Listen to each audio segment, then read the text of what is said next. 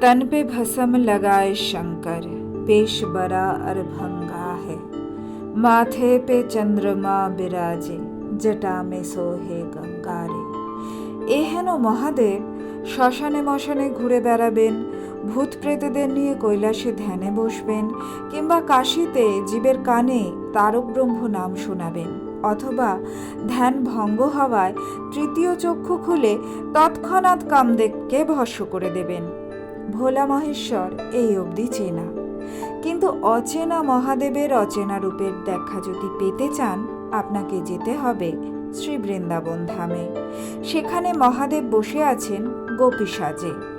স্বয়ং শ্রীকৃষ্ণ, যার প্রেমময় রূপ দেখে নাম দিয়েছিলেন গোপেশ্বর। আসলে শ্রীকৃষ্ণ যখন রাধারানী ও গোপিনীদের সঙ্গে মহারাশে লীন, তখনই একদিন সেখানে আসেন শিব পার্বতী। মহাদেবের সঙ্গে অবশ্য তার ভূত বাহিনীও এসেছিল। তবে গোপিনীরা ভয় পাবে বলে মহাদেব ভূত বাহিনীকে একটু দূরে অপেক্ষা করতে বলেন।